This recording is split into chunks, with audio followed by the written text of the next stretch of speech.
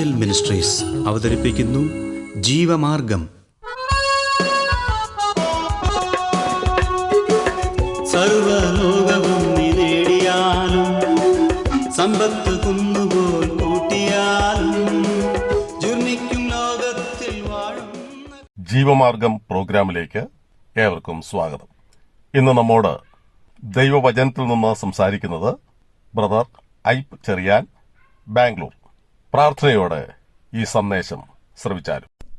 അപ്പോസ്തല പ്രവൃത്തികളുടെ പുസ്തകം 16 അധ്യായം 31 മുതലുള്ള വാക്യങ്ങൾ നമുക്ക് വായിക്കാം. അപ്പോസ്തല പ്രവൃത്തികൾ 16 അധ്യായം 31 മുതലുള്ള വാക്യങ്ങൾ.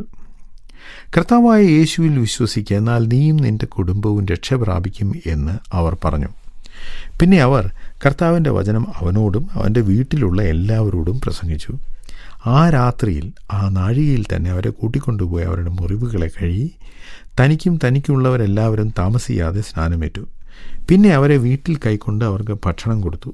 ദൈവത്തിൽ വിശ്വസിച്ചതിൽ വീടടക്കം ആനന്ദിച്ചു. നേരം പുലർന്നപ്പോൾ അധിപതികൾ കോൽക്കാരെ അയച്ചു ആ മനുഷ്യരെ വിട്ടയക്കണം എന്ന് പറയിച്ചു. കാരാഗ്രഹപ്രമാണി ഈ വാക്ക് പൗലോസിനോട് അറിയിച്ചു. നിങ്ങളെ വിട്ടയപ്പാൻ അധിപതികൾ ആളയച്ചിരിക്കുന്നു, ആകയാൽ സമാധാനത്തോടെ പോകുവിനെന്ന് പറഞ്ഞു.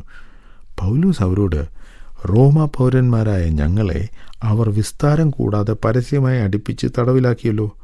ഇപ്പോൾ രഹസ്യമായി ഞങ്ങളെ പുറത്താക്കുന്നുവോ? അങ്ങനെയല്ല, അവർ തന്നെ വന്ന് ഞങ്ങളെ പുറത്തു കൊണ്ടുപോകട്ടെ എന്ന് പറഞ്ഞു. കോൽക്കാർ ആ വാക്ക് അധിപതികളോട് ബോധിപ്പിച്ചാറേ അവർ റോമാ പൗരന്മാർ എന്ന് കേട്ട് അവർ ഭയപ്പെട്ട് ചെന്ന് അവരോട് നല്ല വാക്ക് പറഞ്ഞു. അവരെ പുറത്തു കൊണ്ടുവന്ന് പട്ടണം വിട്ടുപോകണമെന്ന് അപേക്ഷിച്ചു. അവർ തടവ് വിട്ട് ലുദിയുടെ വീട്ടിൽ ചെന്ന് സഹോദരന്മാരെ കണ്ട് ആശ്വസിപ്പിച്ച ശേഷം പുറപ്പെട്ടുപോയി. അപ്പോസ്തലനായ പൗലോസും ശീലാസും അവരുടെ രണ്ടാമത്തെ മിഷണറി യാത്രയിൽ ഫിലിപ്പിയിൽ കാരാഗ്രഹത്തിൽ കിടന്ന കാര്യമാണ് ഇവിടെ നാം കാണുന്നത്. കാരാഗ്രഹത്തിൽ വച്ച് അവർ ദൈവത്തെ പാടി സ്തുതിച്ചു. ഒരു ഭൂകമ്പമുണ്ടായി. അത് മുഖാന്തരം കാരാഗ്രഹ പ്രമാണി മാനസാന്തരപ്പെടാൻ ഇടയായി. അന്ന് രാത്രി ആ ജയിലിൽ നടന്ന കാര്യങ്ങളെല്ലാം കണ്ടയാളാണ് കാരാഗ്രഹ പ്രമാണി. ഇന്ന് അയാൾ ഒരു വിശ്വാസിയാണ്. അയാളുടെ ജീവിതത്തിൽ ദൈവം വ്യക്തിപരമായി ഇടപെട്ടു. ആ കാരാഗ്രഹത്തിൽ കിടന്ന മറ്റാരും മാനസാന്തരപ്പെട്ടതായി നാം വായിക്കുന്നില്ല. എന്നാൽ ഈ കാരാഗ്രഹ പ്രമാണി വിശ്വസിച്ചു. അയാൾ വലിയ സ്വാധീനമുള്ള ഒരു വ്യക്തിയായിരുന്നു. എന്നാൽ ഇപ്പോൾ അയാൾക്ക് ഒരു വിശ്വാസി എന്ന നിലയിൽ മറ്റുള്ളവരുടെ മേൽ സ്വാധീനം ചെലുത്തുവാൻ സാധിക്കും. ദൈവം ചിലരോട് വ്യക്തിപരമായി ഇടപെടുകയും അവരെ മാനസാന്തരത്തിലേക്ക് നയിക്കുകയും ചെയ്യുന്നുണ്ട്. അതിൻ്റെ ഒരു ഉദാഹരണമാണ് ഈ കാരാഗ്രഹ പ്രമാണി. കാരാഗ്രഹ പ്രമാണി രാത്രിയിൽ തന്നെ ശീലാസിനെയും പൗലോസിനെയും വീട്ടിൽ കൊണ്ടുപോയി അവരുടെ മുറിവ് കെട്ടുന്നു. അതുവരെ അവരുടെ മുറിവിനെക്കുറിച്ച് ഇയാൾക്ക് യാതൊരു ചിന്തയോ അനുകമ്പയോ ഇല്ലായിരുന്നു. എന്നാൽ സുവിശേഷ സന്ദേശം കേട്ട് കഴിഞ്ഞപ്പോൾ അയാൾക്ക് മാനസാന്തരമുണ്ടായി. മറ്റുള്ള ആളുകൾ വൈഷമ്യത്തിലൂടെ കടന്നു പോകുമ്പോൾ അവരെ സഹായിക്കുവാനുള്ളൊരു മനസ്സ്, ഒരു സ്വഭാവം അയാൾക്കുണ്ടായി. വീട്ടിൽ കൊണ്ടുപോയി മുറിവ് കെട്ടുക മാത്രമല്ല, അവർക്ക് ഭക്ഷണവും കൊടുത്തു. പൗലോസും ശീലാസും ആ കുടുംബത്തിലുള്ള ആളുകളോട് സുവിശേഷം പറഞ്ഞു. അതിൻ്റെ ഫലമായി അവർ താമസിക്കാതെ സ്നാനമേറ്റു എന്ന് നാം വായിക്കുന്നു. ആ രാത്രിയിൽ തന്നെ അവർ സ്നാനമേറ്റോ നമുക്കറിഞ്ഞുകൂടാ. എന്നാൽ ആ വീടടക്കം ആനന്ദിച്ചതിൻ്റെ കാരണം എന്താണെന്ന് പറഞ്ഞിട്ടുണ്ട്. വിശ്വസിച്ചതുകൊണ്ട് വീടടക്കം ആനന്ദിച്ചു. അവരുടെ വിശ്വാസമാണ് അവർക്ക് ആനന്ദത്തിന് കാരണമായി തീർന്നത്. അവർ കർത്താവായ യേശുക്രിസ്തുവിൽ വിശ്വസിച്ചു. അതിൻ്റെ ഫലമായി അവർ അനുസരിച്ചു.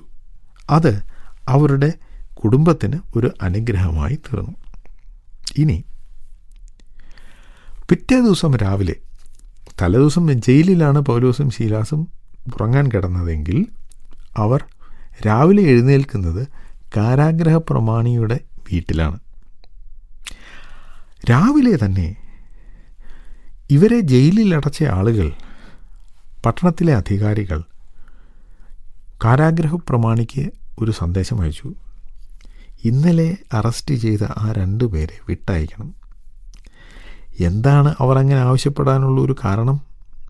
ഒരു പക്ഷേ ഭൂകമ്പമായിരിക്കാം.